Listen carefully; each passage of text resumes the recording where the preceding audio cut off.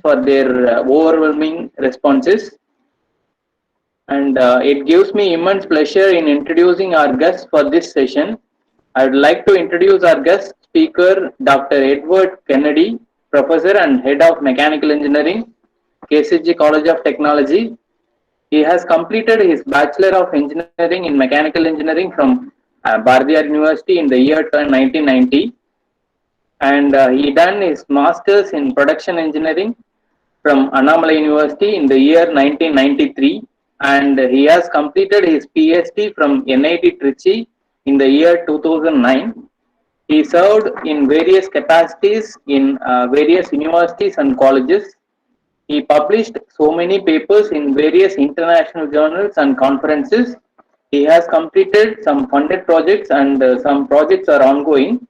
Now, I would like to invite our speaker of the session, Dr. Edward Kennedy, Professor and Head of Mechanical Engineering in KCG College of Technology, to deliver his expertise. Please, sir. Yes, sir. Thank you very much for the introduction.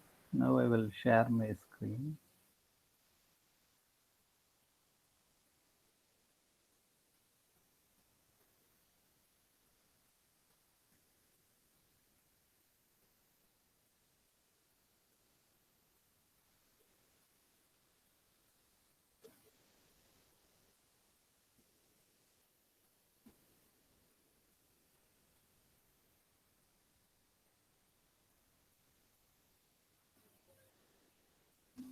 So screen sharing is enabled, no, sir? No, sir, not yet, sir. Okay.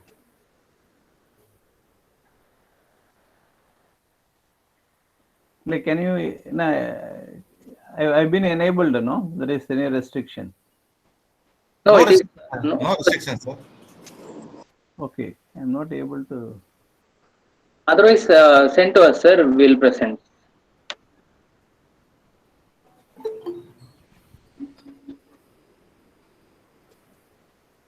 No, it is.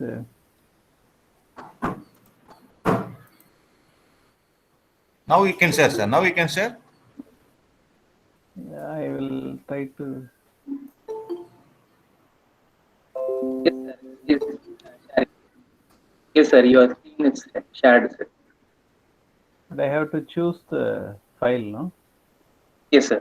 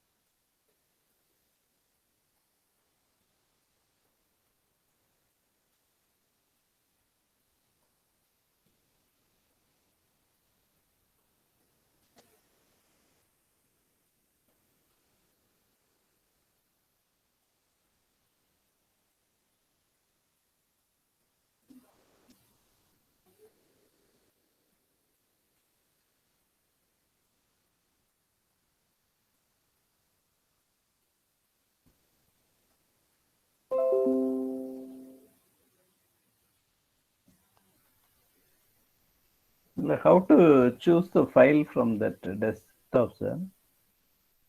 Sir, first you open. First you open the file, sir. Minimize your browser, sir. The file is open only, sir. Okay. If go to present button, sir. Yeah, I went to the present. There is a 3 options there, no? Entire screen. Yeah. Which one I should click? Entire screen, huh? Vijay, which one? Window or tab? Vijay. Entire screen, sir. Yeah, entire screen I click, it is coming. The same screen is being shown and share option is there. Share it, sir. Press. No, sir, you have to select Windows, sir. If I put share, I'm getting a screen like this. Yes, sir. It is getting. Now my file. Now you minimize your browser, sir. Okay. Yes, sir. Yeah, file is saying, no? Yes, sir. Okay. Now put it as a slideshow, sir. Yeah, I will do that. Yes, sir. Now it's visible, sir. Yes, sir. Yes, sir. Yes, sir. Visible, sir. Thank you. Okay. Good morning to all. Thank you for giving me an opportunity to speak with you on this topic, development of composites. Today I will be sharing with you the various ways that composites are being developed at a laboratory level or at a college.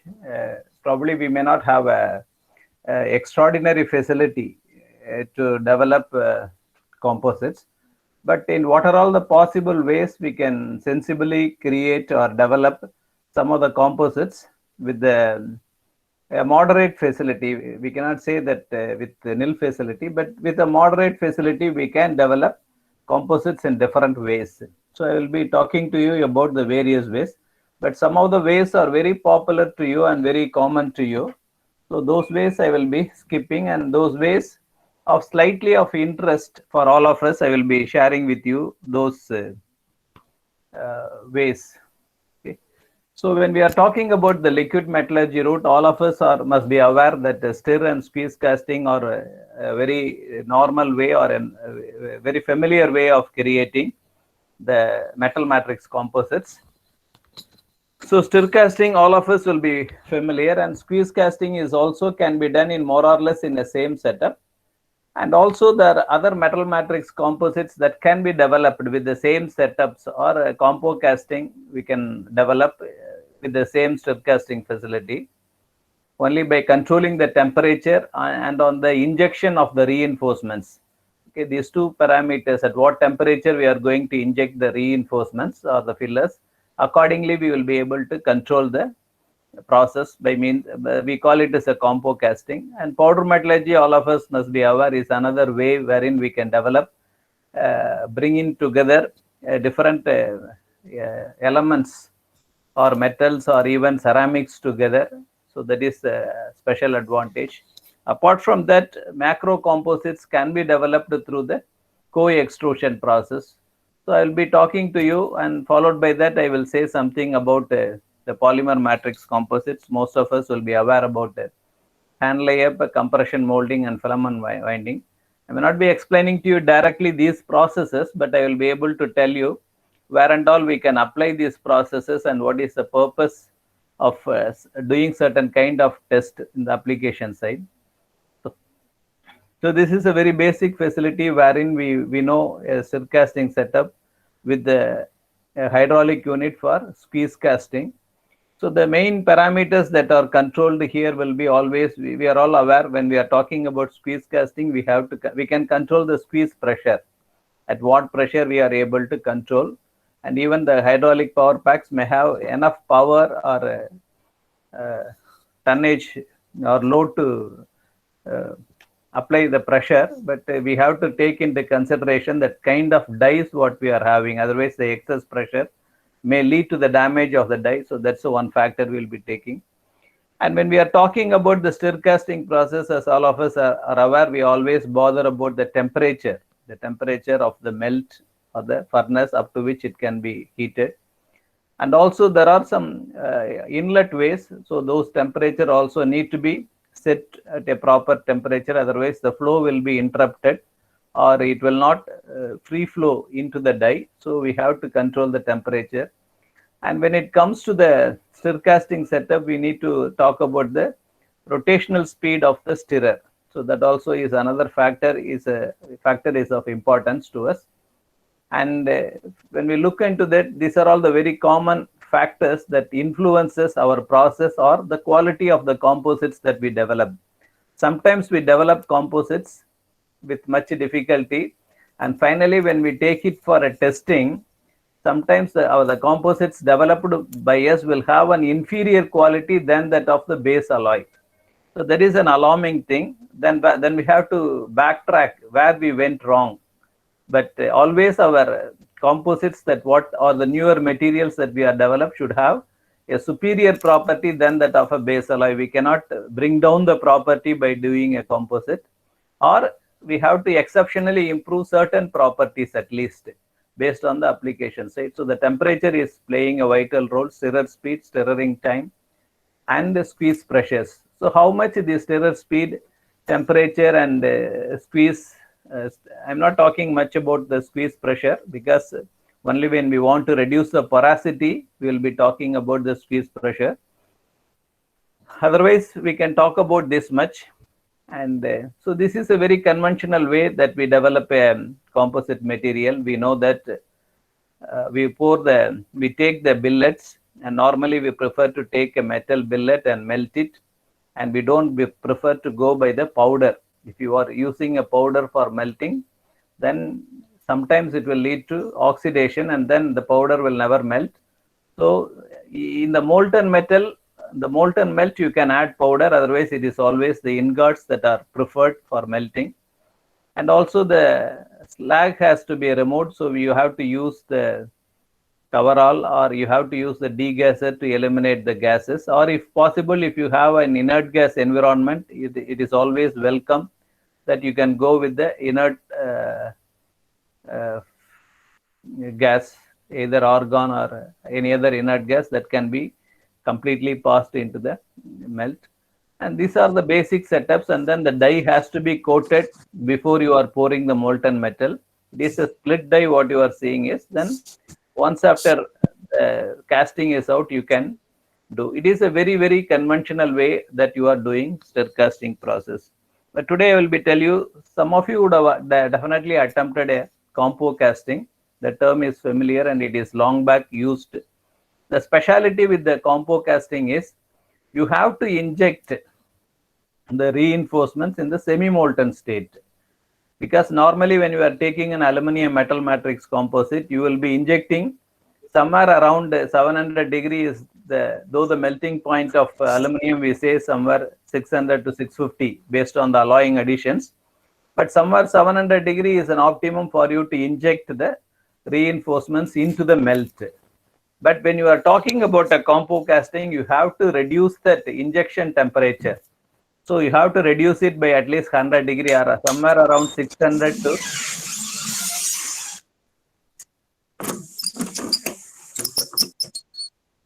somewhere around 600 or 650 degree, you can inject the reinforcements.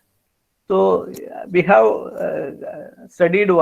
conducted one study here. The study is about how the temperatures are influencing the process. So it is a simple thing. We took aluminum and the very common reinforcements of silicon carbide and studied.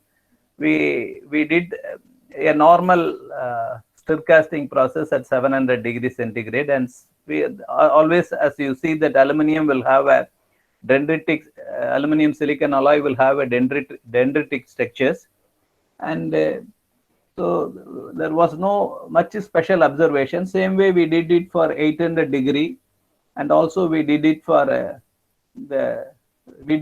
compo casting, but we didn't do it at exactly 700 degree. There is a pouring temperature, but the injection of the reinforcements was done somewhere between 600 or 620 degrees centigrade.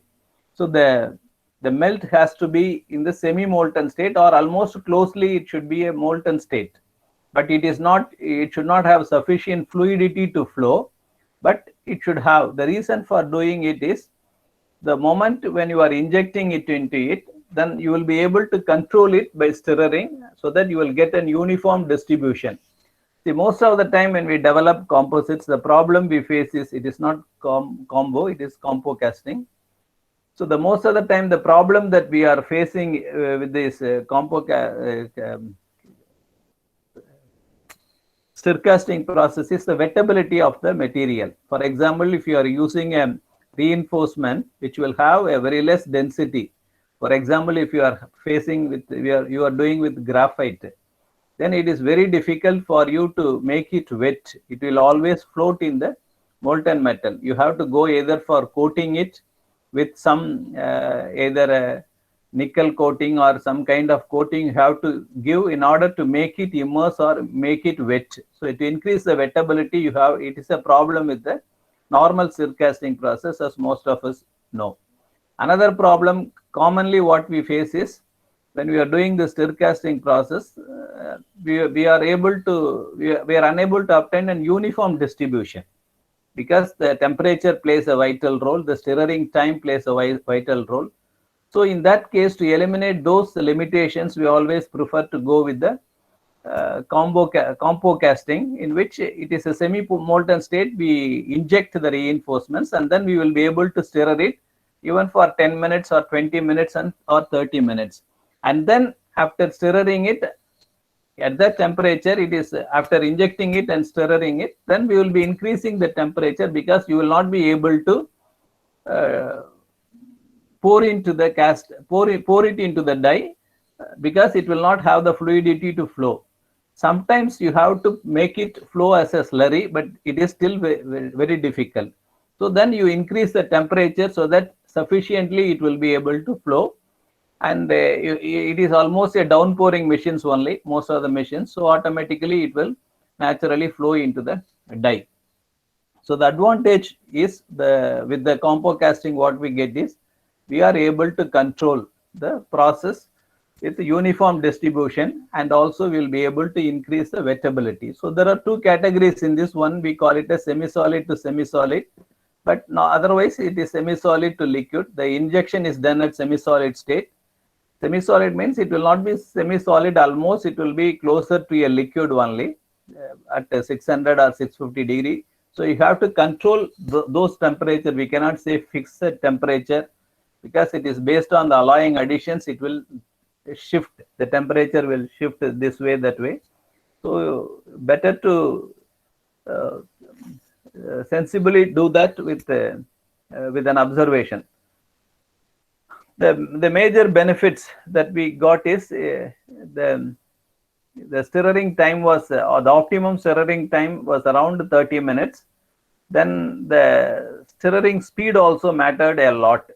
At least when it is between, normally we always use the stirrer stirrer speed varying from 300 to 500. Even you can increase the stirrer speed beyond that, but an optimum stirrer speed is able to get an uniform distribution. The problem normally everybody will be facing is when we are using a stainless steel stirrer or without coating, and then you are using a carbide and then you are stirring it fast, at every melt or at every 3 melt, you will be losing the stirrer. The stirrer itself will cost a reasonable amount, somewhere around 3,500 to 5,000 rupees. And getting another stirrer is a difficult process. So always we have to economically use the stirrer, or we have to get it properly coated so that it will not be eroded in the molten metal by the abrasive actions of the carbides that are present in that. So these are all commonly, most of you would have experienced these things. So the benefit we derived with the compo casting is to improve the wettability. And then whatever the reinforcements, whether you use an alumina particle or you are using silicon carbide or whatever the reinforcement particles, and also the porosity also is we are able to control it. So we are into that process. So we conducted one test by varying the temperatures. For varying temperatures, using an aluminum silicon alloy. Then what we found was there was a compromise. There was the tensile strength is more or less same as the base alloy, though it didn't go down. But other aspects, the hardness we are able to improve because of the uniform distribution of the composite particles or the reinforcements. And also we are able to get a better compression strength. So these two observations we are able to achieve by going for a compo casting. So we are able to get these two advantages with this one.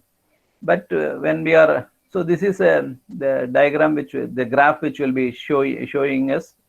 So the optimum tensile temperature, if you have to go, then that 800 degree was good. But all other aspects, this compo casting helped us a lot to reach.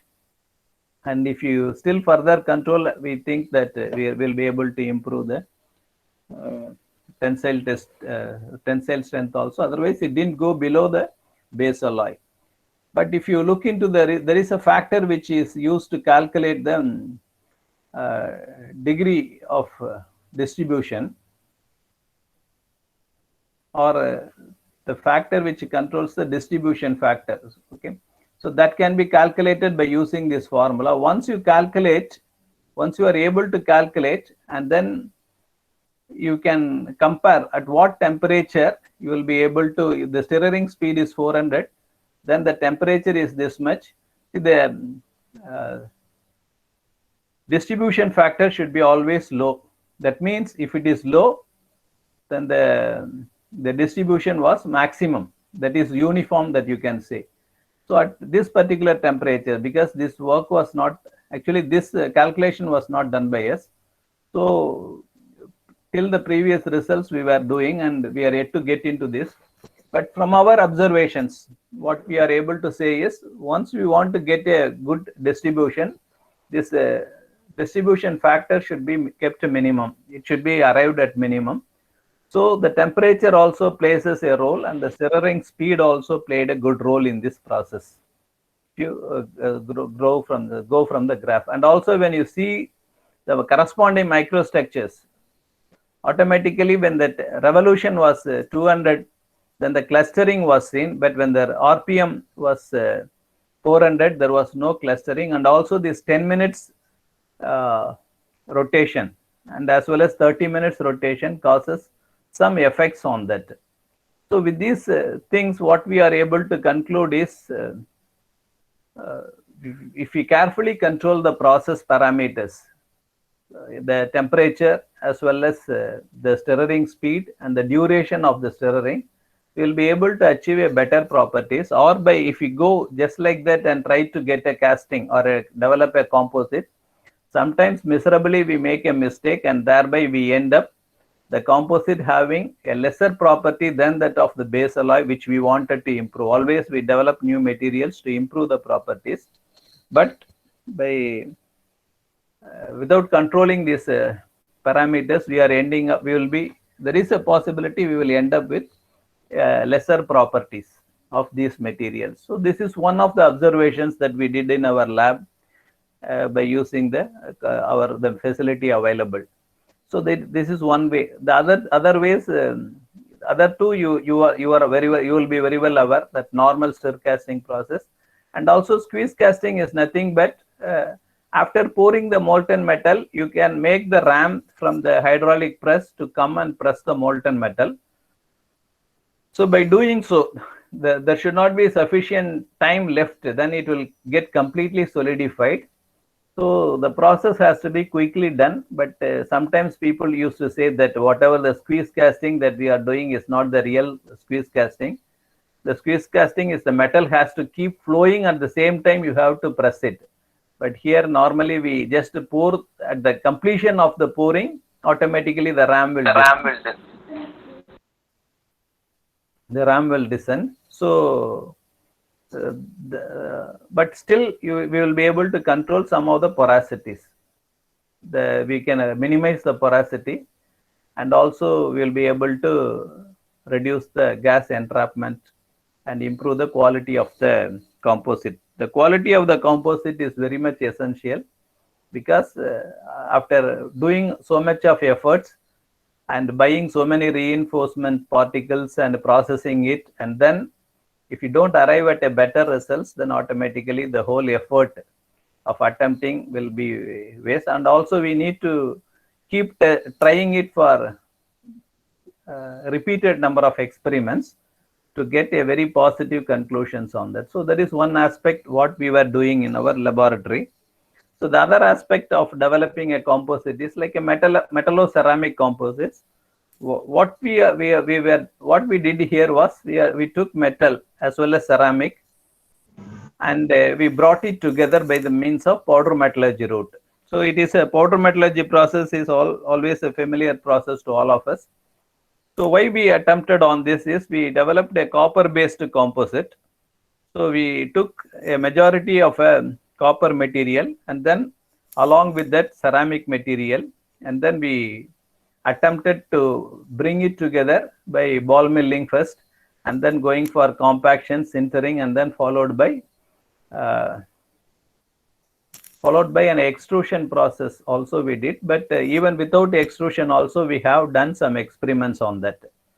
So the very speciality with this process is, the way we ventured into this is, we suggested this material as a braking material, because the normal brake pads that are used will not be sufficient for a high-speed vehicles, especially the high-speed cars or vehicles, automotive vehicles at the F1 competitions or F2 racing, or sometimes even the brake pads that are used in the aircrafts. But presently the aircrafts are using with the carbon composites. They are taking carbon fiber and reinforcing with carbon in the rich atmosphere of methane or so.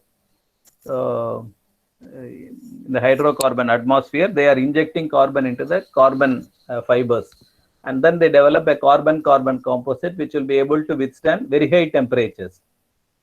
But before that, what was the stage? Or even now, a smaller aircraft will be having a brake pad with a copper based friction material, because a normal friction material what these automotives are using will not withstand high temperature. So when you want to braking at a short distance, the friction or the heat developed will be more. So sufficient, a suitable material is was the need, and already it was used in the aircraft. But for high speed vehicles which requires lesser braking distance, need to choose a right material. So we went for this copper based friction material. So the properties of copper and iron are there. So the ingredients that were selected were copper, iron, barium sulfate, and silicon carbide, graphite, tin. So all those things you can choose, and then you can choose a ball milling machine, and then you can choose any type of copper, electrolytic copper, or the other copper also you can choose, and graphite you can choose. So we choose all these materials, and then we ball milled for sufficient number of hours, so that we were able to get the required mix and proper blending of these things. And then we went for compacting. It is the usual powder metallurgy route. Sintering was done, then hot extrusion was done, and then the material was prepared and made into the form of a pin. Since our experiment was only concerned with the braking, we restricted much of our discussions with respect to the normal wear testing process, and we didn't, though we tested it for the other mechanical properties, we focused mainly on the wear behavior at the room temperature as well as the high temperature. So we didn't choose much of the high temperatures. I think only 2 or 3 temperatures, I think 200 degree and some 400 degree. So those are the temperatures at which we tested it. Tested the specimen. We made it like a pin as usual. This is a pin on disc what you are seeing, but here the pin mounted is not that copper based material. So the results showed that at high temperature, it always followed that Orchard's wear equations, more or less. Whenever there is an increase in the load, what we see, there is a mass loss proportional to the increase in the load, and as the loss, more or less like any other material. But when we are seeing the friction coefficients, the observations based on the friction coefficients, what we found here was, when the load was, say, for example, 0.5 kg and the RPM was also 750, we could see that the friction coefficient was more. So, and also correspondingly, the wear rate was also more, up to 1.5, and there was slightly a change in the wear rate of wear when it comes to the 2 kg load. So 4 loads we have chosen, and we did it room temperature and high temperatures.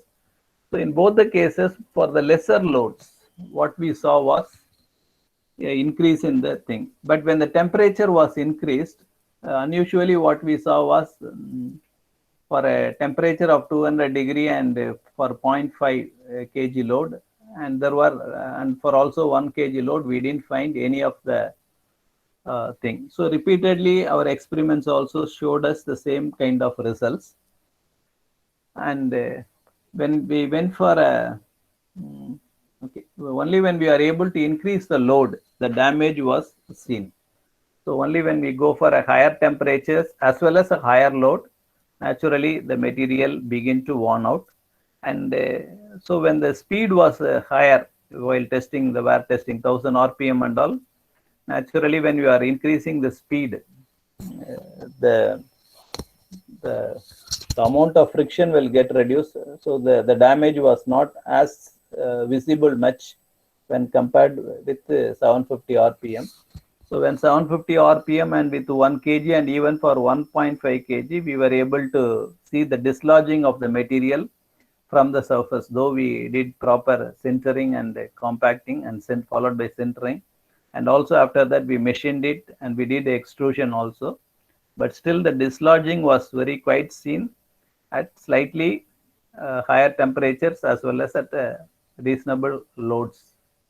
So when the temperature was higher and still the load was less, the damage was very minimum only when we did attempted in developing a metallo-ceramic composite. So these kind of composites you can easily develop in laboratory, provided if you have a hydraulic a ball milling unit, and the sintering you can do. If there is a sintering furnace facility, then you can use those furnaces, or you can use even a normal furnace and try to develop these kind of composites. But you need a hydraulic press for compacting purposes, and also a minimum extrusion setup if that facility is available. So this is second of kind of composite materials we worked for some time in our lab.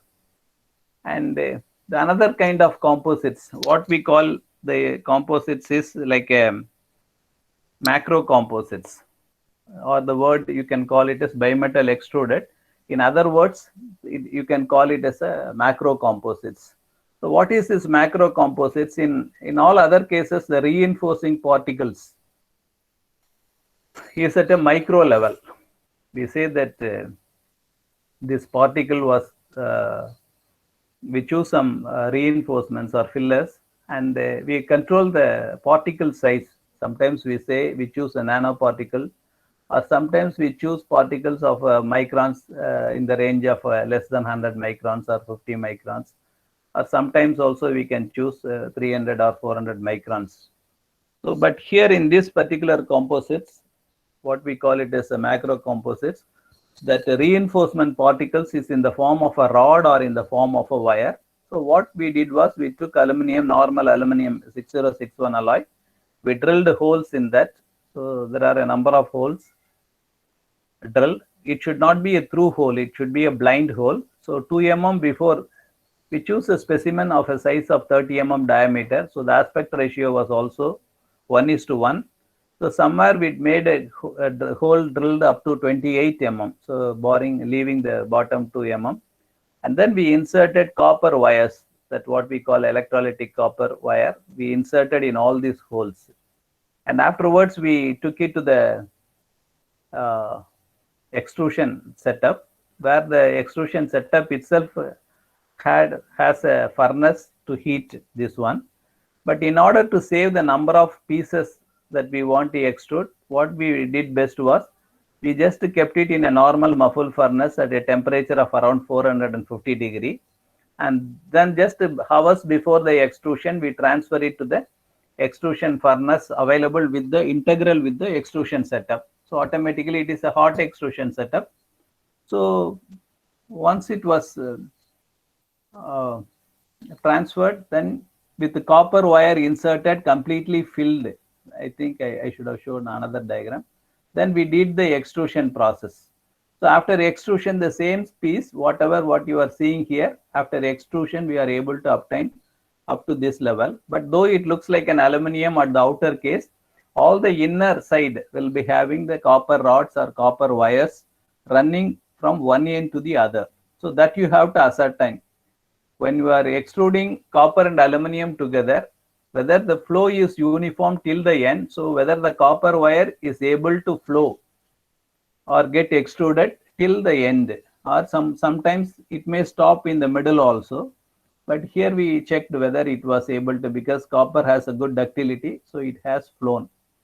But another thing we can say is, if you want to go for a weight reduction is only your objective, then after drilling it, you choose any element or material which is having a lesser density than your base alloy. Because when we are adding copper, we were aiming it as a structural material to have a strong structure to withstand an impact load or shock loads.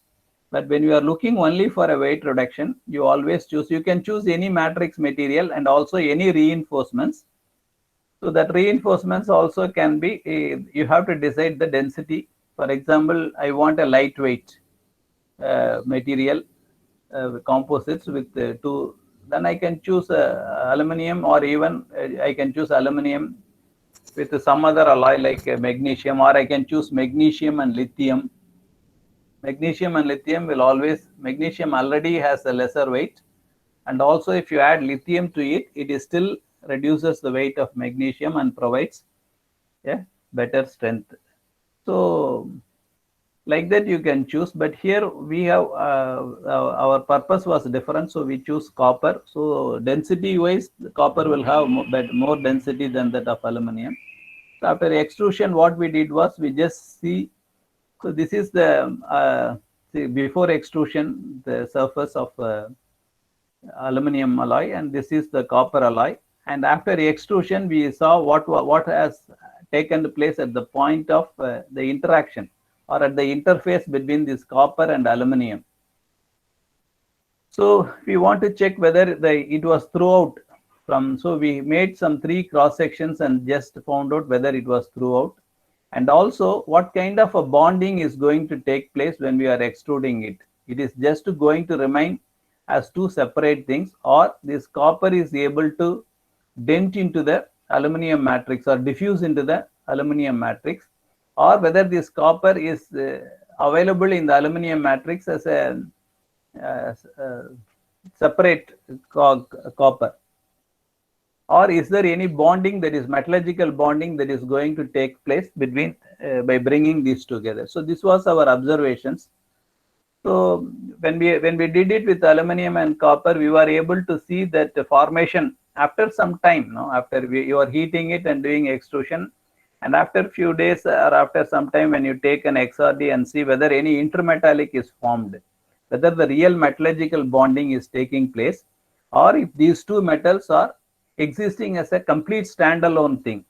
So if it exists as a complete standalone, then automatically our purpose will not be solved, because we are aiming for a better strength. So any intermolecule, any intermetallic is developed, like AuCl2, AlCl2, AlCu2, like that, some intermetallic material is developed or not. So that was our observations. But with this, we are able to get a reasonable strength.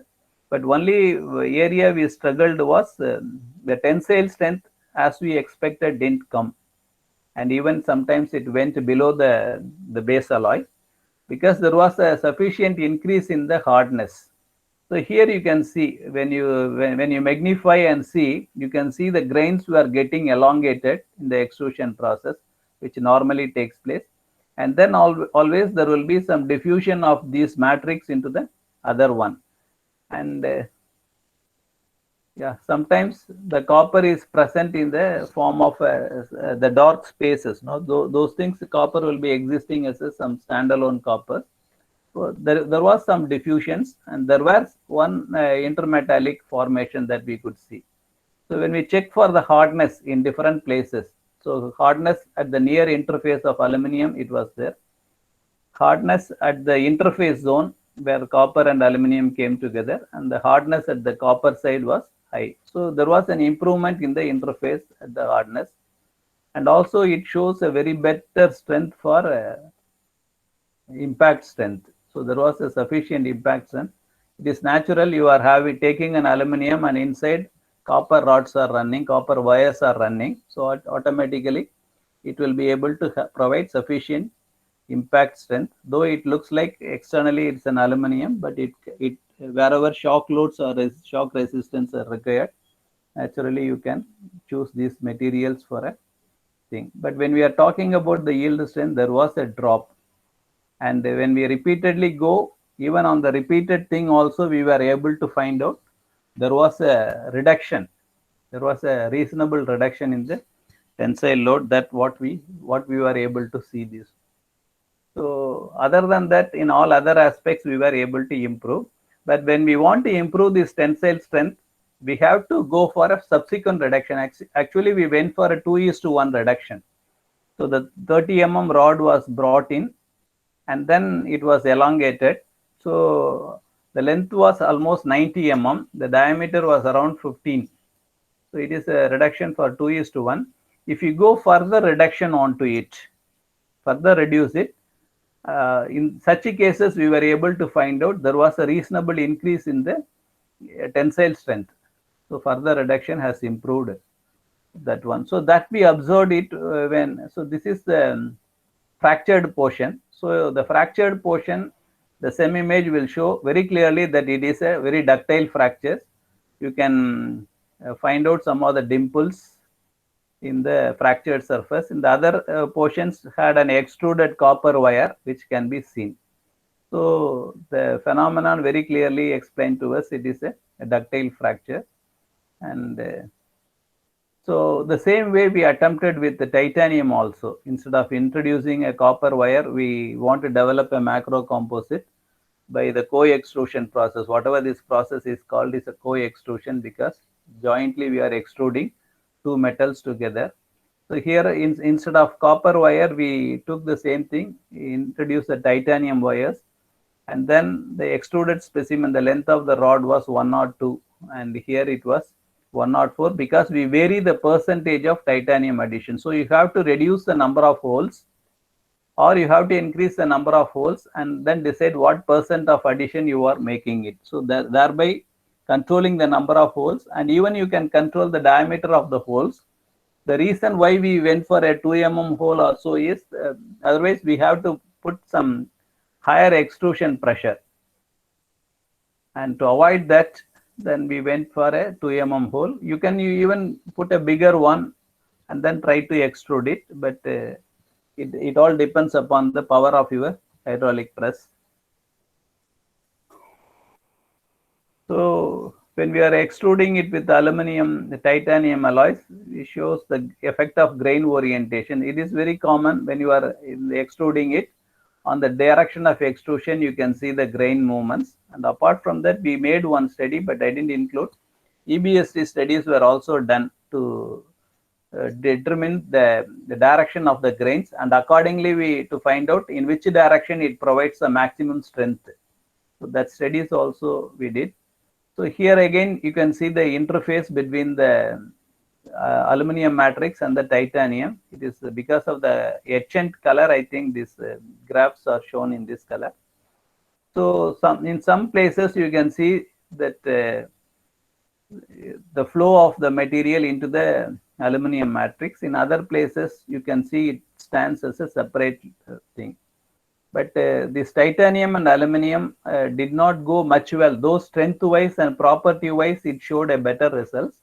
But when it comes to the intermetallic formations, or when it comes to the bonding levels, the aluminum copper was somewhere superior in terms of bondings compared to the aluminum titanium. But the mechanical properties and the other results showed that aluminum titanium, but we went for two reductions here. We went for the first reduction 2:1 ratio, and then with the 2:0.5 ratio also. So these two ratios, there you can see improved changes in the tensile strength. So when you go for this kind of process, when you go for a subsequent reductions, you will be able to get better results. And also we conducted a corrosion test on that. But especially this aluminum and titanium are already a very good corrosion resistant. This we done with the help of an electrochemical corrosions by using the units applied by the biologic. It is a computer-controlled corrosion testing machine. So the corrosion rate also was found to be less for the one sample which was have a further reductions onto it. So this is with respect to the development of macro composites, what we call. The earlier first one, what we saw was a compo casting. The second one was the metallo-ceramic composites that we developed using a powder metallurgy process. And that process was still a tough one for us in the laboratory level to control certain parameters. But the third one was slightly interesting to us when we did it in the lab. But the results, but still we keep doing these experiments and trying whether any other better results are coming or not. But that is going on. And with respect to polymer composites, most of us know a very basic technique wherein a polymer composites can be developed. The idea of going for this polymer composite is we did one. Okay, it is a very normal thing. We took a polyester resins and epoxy resins, and then as we all know that we know glass fiber, the synthetic fibers will always have a better property. The speciality with the fibers also, we know that rather than the bulk strength of a material, the fibers will have a much superior characteristics and property rather than when you take a bulk material and check for it, that the fibers will always give a superior properties and for its superior strength. So these fibers are normally we prefer. So just like everyone, we use a hardener and also we use a catalyst, and that regular process, what we did was we produced a thing 12-inch by 10-inch thick flat thing. So the idea what we had was we want to check it for erosion actually. The reason for checking it for erosion is we were trying to find out whether these materials can be very well used as a pipeline materials for pumping slurry. So that was in our mind, especially in the mines, people were using some pipes. So you cannot use a normal PVC pipes to pump out because of the erodent. And also you cannot use the GI pipes also. Of course, you can use the cement pipes, the durability will be naturally less. So in that case, whether we can substitute a pipe that was made by a polymeric material, especially GFRP pipes, as a replacement for carrying the slurry that is pumped out of the mines. So that was our idea. And for that, what best we can do, develop a composite and check. So we developed even the natural fiber composites and other things, but those composites compared to that always the synthetic fiber showed a better results. So with that in idea, we developed a composite with the help of a hand layup technique. The techniques are normal. This one is again natural fiber, what we used as jute fiber. Apart from that, we used alternative layers also. I think someone in our thing in our list is talking about a few days later about the stacking sequences.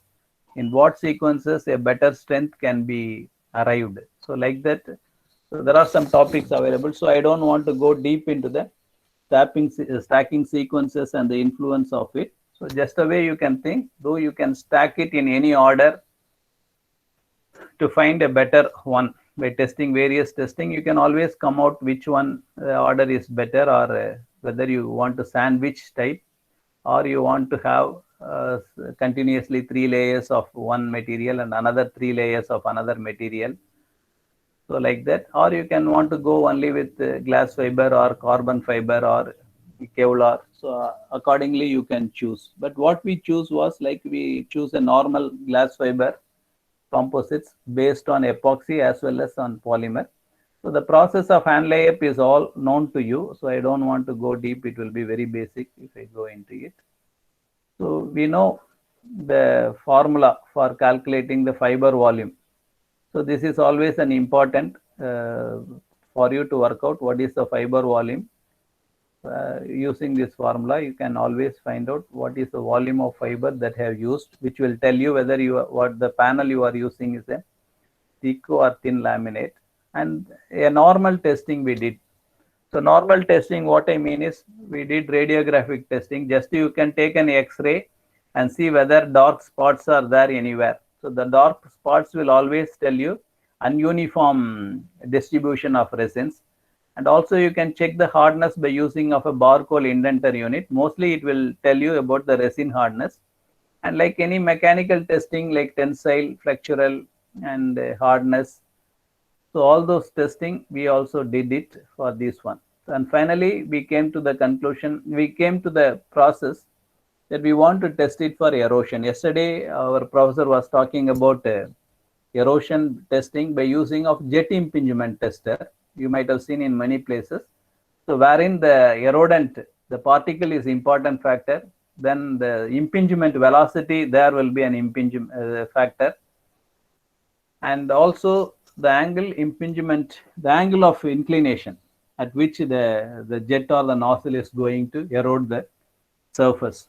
So that angle is important. Then velocity of the erodent coming out or the erodent of the slurry, or you can choose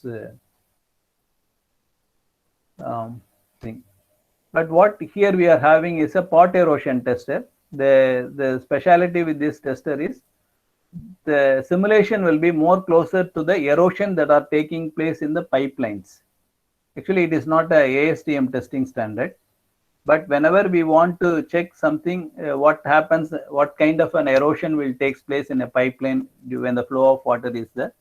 So it will be a closer approximation when compared with the jet impingement. So we choose this particular method.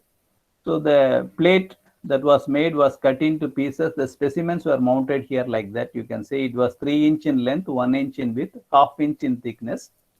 As usual, like any other wear testing, what you do is you will take an initial weight and then final weight, and then you have to mix the tank with the slurry. The slurry concentration is a factor. What kind of a concentration you are using? Whether you are using water, what ratio the slurry and this erodent. Erodent can be normal silica, or you can use even alumina as an erodent. So the ratio between the water and the erodent is important. So you can choose 3 or 4 ratios. The more the water and so the more the erodent you are choosing, there will not be any possibility for the free flow of the erodent. So naturally you will lose the velocity. So in that case, what we observed was only when the ratio was 8:2 or 7:3, then we were able to succeed. When it went to 6:4, there were no erosion took place because there was no velocity in the impingement. So that was one of our observation. And when we, again, the particle size also played a vital role. When we had a close particle size of 1630 and particle size of 5070 and 3080, 3 different particle sizes we were attempted. The particle with the coarse particles were able to make or dent a better erosion compared to the finer particles. And also the velocity with which we rotate. When we increase the velocity of this hub from the motor, the contact between the erodent and the material was missing. So you have to optimize the speed. At what speed and what concentration you will get the required erosion. So that was one of the study. So the purpose of that study is to find out whether which of these materials can be rightly used for a pipe which can be made by means of filament winding to transport the slurry mixture. Or even you can not even say that only it can be used for mining. Even for our drain pipes, that what people are laying on the ground and carrying the drain water, these GFRP pipes can be very well used. But in some applications, we saw that these pipes are widely used for carrying compressed air also. So the other day we saw, I don't know whether, So the test conducted for us showed what kind of a testing is polyester with glass fiber, epoxy and other things. We calculated the Mohs loss and then we calculated the erosion wear rate. How to calculate the erosion wear rate? The formula is available. So based on that, you can calculate the erosion wear rate and then find out which of these composites that are developed, even whether with a hand layup, or you can choose even compression molding process, and then which of these composites were used, it can be chosen for the particular application. So it gave us a view that this particular composites can be preferred, but all the natural fiber composites that we developed for these applications didn't do well. So I didn't include in our discussions here because the moisture content present in that is playing, and even we are not able to properly get the results because even after drying also the results didn't show an improvement. So synthetic fibers were doing good. So the test conditions showed this one. Finally, we find out that GFRP with epoxy, naturally epoxy will show you a better hardness, can be used, and polyester, the flowability of the polyester was very fine, and it went very well with the glass fibers. So I have seen bigger pipes that are used for carrying compressed airs, bigger GFRP pipes, like 2 feet in diameter size, that are developed by filament winding, that are used for a long stretch, even for a stretch of 1 kilometer in some industries that are used to carry the compressed air. But when you want to go for that kind of a testing to carry the compressed air or some other thing, there is another testing that is called air jet erosion. So those that can be always used for testing rather than going for testing with the help of a pot erosion. Air jet erosion is again a compressed air will be coming along with the particles. You can check the erosion rate by the particles. So that is another way you can do or check for develop a composite and go to check for this one.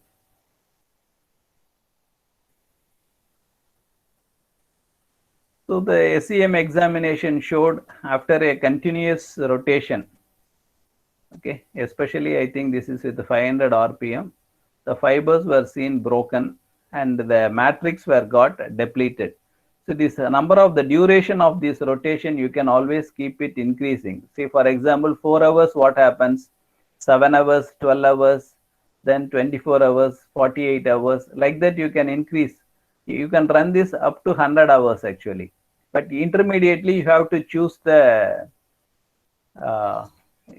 remove the specimen and take the readings. So at how many hours of applications these materials are getting failed. So for us, somewhere the failure we could see that somewhere around 48 to 50 hours. But because in the stringent atmosphere we are testing it, it won't happen in the real life because that much abrasive action or erosive action you will not be able to see on a pipe that is fitted for carrying anything. But we were seeing because the testing atmosphere, sometimes we were able to see only the damage took place only on the matrix material, but not it didn't reach the fiber also. So we put 12 layers of the fiber in order to get better results. So you can increase the thickness also, then you can naturally you'll be able to show a better strength. So this is what we saw, I think. One with epoxy and another with the polyester. Polyester showed damage to the matrix as well as to the fiber. And so we, as I told you, we also just checked the stacking sequence, which of these one stacking sequence were doing well. The combination for us was doing well compared with the thing, though yes, the hybrid combinations were doing well with respect to the flexural as well as thing. The order in which it was sequenced is given separately. So whether it was a sandwich or it was a thing, I think earlier whether I have shown you or not. Okay, so that is with respect to this is Okay, this is, I just tell you that applications of the filament windings and other things. This is a very common thing everywhere you can get, but whatever the application I suggested is suitable for making pipes to carry gases, compressed gas, or the drain pipes, or pipes that are required for the mines, especially in pumping the slurry or the minerals. So then comes the last method to tell you about is the development of nano composites. How these nano composites can be, the very advantage with the nano composites is its ability to go and fill and occupy those places. And also it is not going to occupy a large volume, because only infusion is possible from 0.5 to 5% only. It is not going to take more than that. So that is a specialty. So you can develop any nano composite in any way also, even by means of metal matrix composites you can develop by adding the reinforcements. The reinforcements can be, the nano particles can be developed by so many methods, as most of you must be knowing. But even by ball milling you can do, but you need to have preferably to have a ceramic ball mill. Because with steel ball millings it is not possible, and also ball milling sometimes will take a high time, because when you crush the metal powder there is a possibility of fire taking place when you are reducing it in the sizes. So you have to keep careful, and you have to lubricate it properly so that the friction is reduced and then you are able to arrive. But a continuous non-stop ball milling is required. But there are other methods by which you can develop the powders, the nanoparticles. And so we have different applications, but only one method we were ventured into it. I will just tell that particular method also. As I said, your percentage of weight of the nanofillers can remain very low, only between 0.5 to 5% due to low filler percolation threshold. And it always improve it always gives you a better results. But provided if you buy the nano powder, if you produce the nano powder, it will be economical. Otherwise, if you want to buy it, it will be very costly. Even if you buy 100 grams of boron carbide powder, nano powder particles, then it will cost you more than sometimes 50,000 rupees. So the particle size plays a vital role. And the very purpose, what is the size of the particle should be when you want to achieve a particular activity. So for each activity there is a limitations and a preference that is being shown. So that these data will be available to you everywhere. So I don't want to tell on that. And for ceramic metal matrix nano composites, you can choose the powder like alumina, silica, or silicon nitride. Silicon nitride you can always try if you are not already have used Si3N.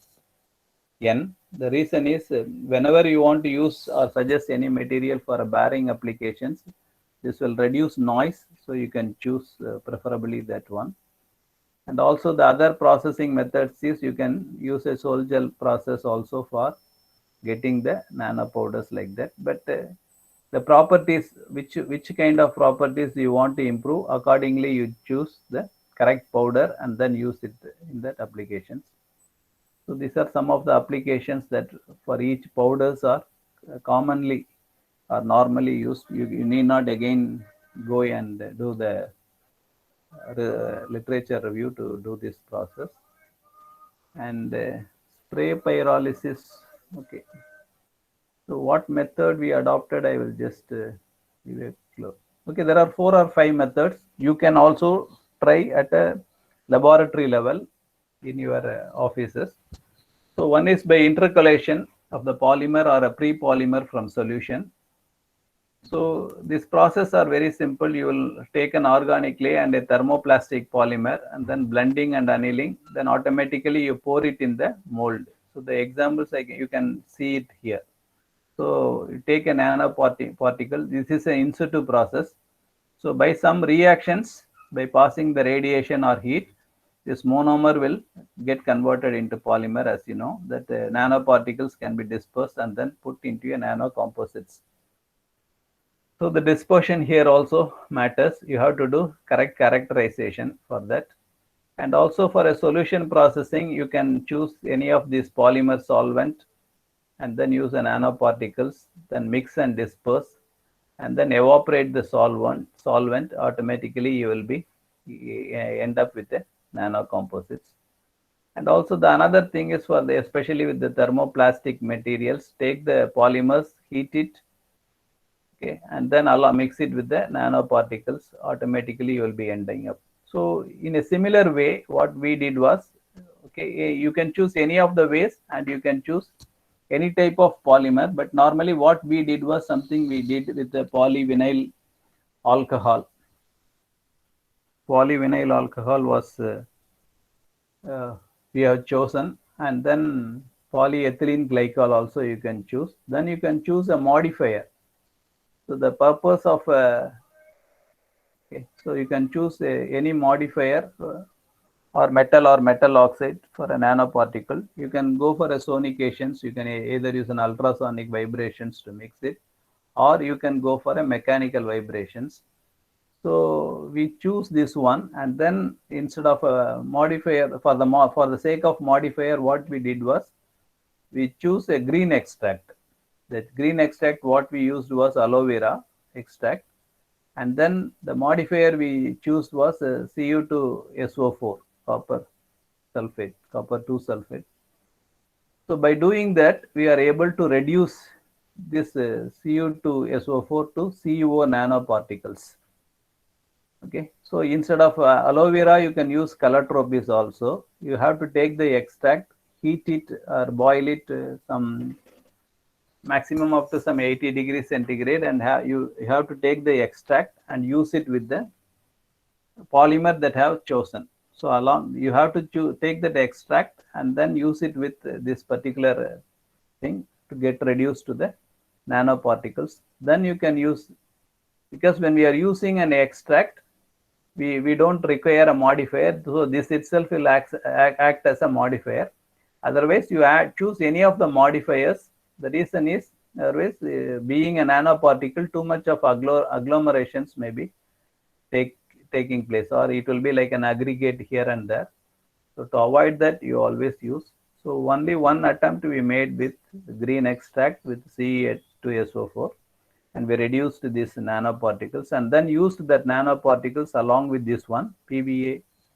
We used polyvinyl alcohol, and then we did, but we didn't go for an ultrasonic, but we did it with the mechanical suffering process, and then we proceeded with the development of nanocomposites.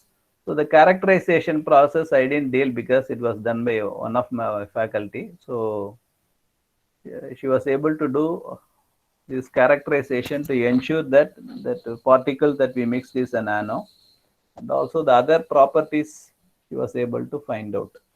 So again, it is a laboratory one. It is not a very cost consuming one. So whatever the process I discussed is not a very costly process, and you can develop in a laboratory level, and you can ask your students also do and get benefited. I think I have finished well ahead, I think. Can I open it for discussion, sir?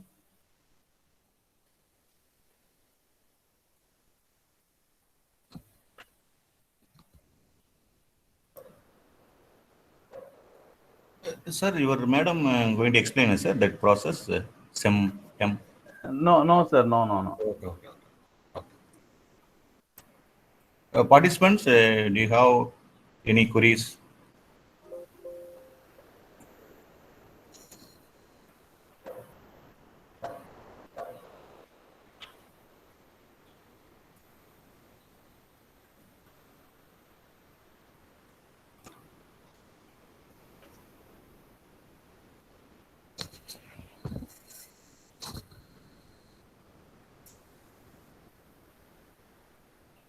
Sir, Edward, sir. Yes, sir. One question in the chat box, sir. Okay, I have to go to chat box and see.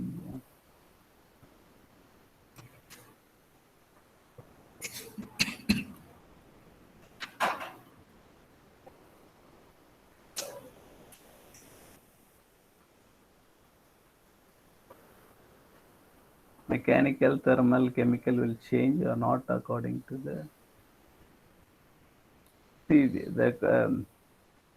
okay, the question is whether the properties will change, but it is based on what kind the quality that you are maintaining, and there will be a slight improvement. It is not like a complete change will be there, but there will be always an improvement when you go from one process to the other, because the process itself will be supporting it. No, even in hand layup, when you are doing with the two different persons, there is a thing, quality wise, there will be a difference, because the reinforcements and the matrix should go well.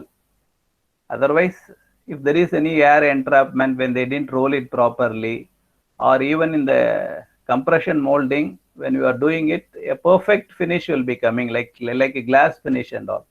So those properties are slightly superior when you compare with other things. But it is not it will not be very high, but a slight change, a small level of incremental will be there in the properties.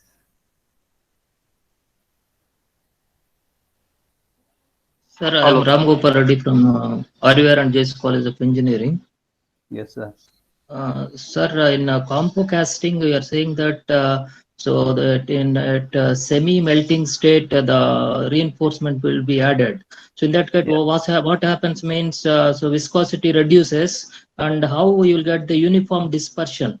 So this reinforcement. No, actually, whenever we say it is semi-molten, it is not completely semi-molten also. Slightly it has come to the liquid level. Okay. It will not have a flow. It will not have a flow. You will not be able to cast it. But you have to increase the duration, sir. That's why I said in the graph, if you are doing it within 10 minutes of rotation of stirring speed, you will not achieve it. So it has to be fairly high. There is a difficulty and challenge, because your stirrer will not rotate that much freely. But after heat, okay, and also the stirrer sometimes will get damaged also when you apply increased pressure on that. But another aspect is after it is possible that you can make the stirrer to rotate for more duration, and then naturally you will be increasing the heat, till the pouring temperature. Otherwise, it will not flow. That's why there are two categories: to pour it as a slurry, and another one is to allowing it to the material to flow. So it is possible, but you cannot arrive it in one stretch. Actually, today I want to do compo casting, and I want to do means at least 3-4 trials. If you go, you yourself will know at what time and what amount of speed will help you to achieve. But the temperature is a criteria, sir. You should not allow excess temperature. Then it will all automatically become a stir casting process. Okay. Sir, one more question. So here, in case of ceramic matrix composites, so most generally used process is powder metallurgy. But Yes. so is there any other process so is available for manufacturing these ceramic matrix composites, sir, other than powder metallurgy? But I also attempted only with the powder metallurgy only. But other method I also didn't try. Or must be available, but I'm not very successful in that. And so when you are making nano composites, sir, so actually, so when you add this nanoparticles, so what happens means floating will be there. So in that case, so your what is the general method used to uniformly distribute these nanoparticles, sir?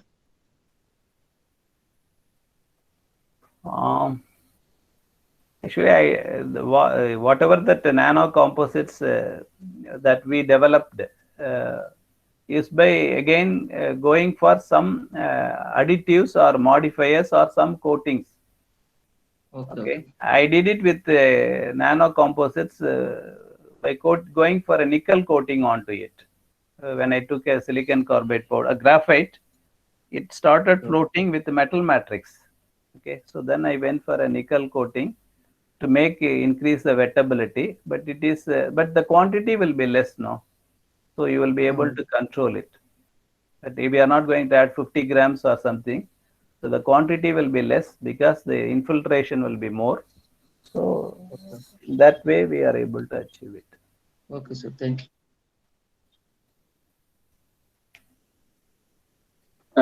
Sir, two more questions in the chat box, sir.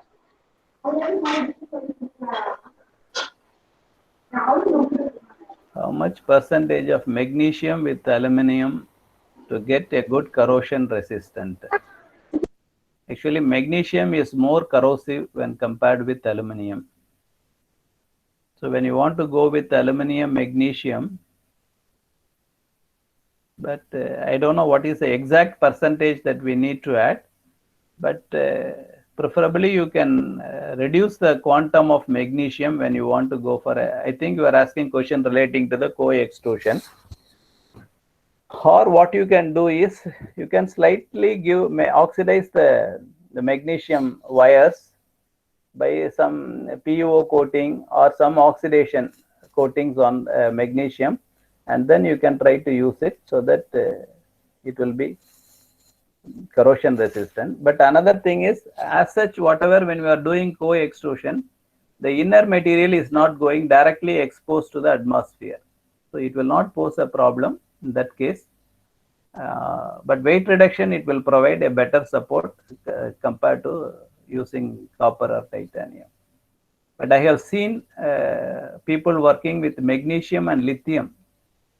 So that was really yielding a better results, and many papers are also available. In the same lab where I work, people were working with magnesium lithium alloys, and it yielded a better, it showed better results.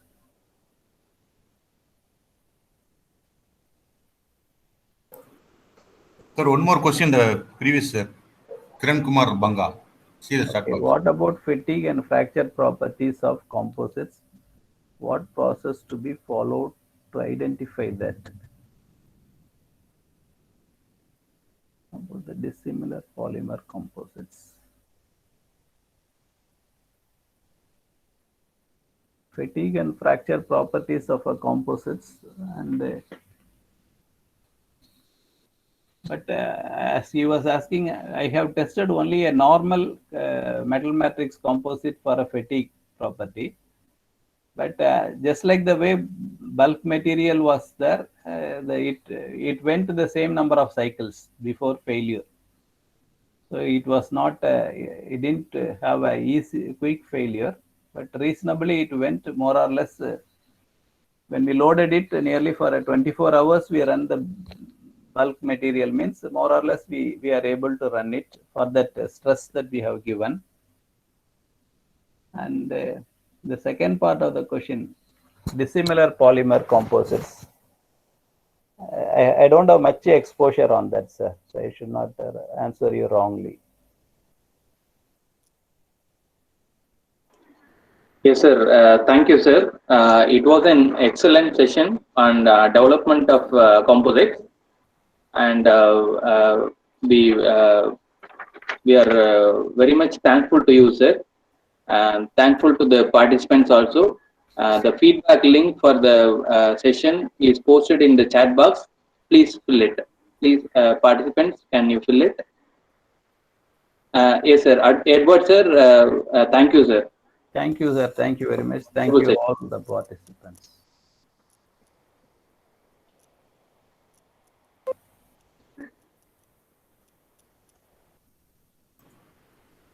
Edward, sir. Thank you, sir. Edward, sir.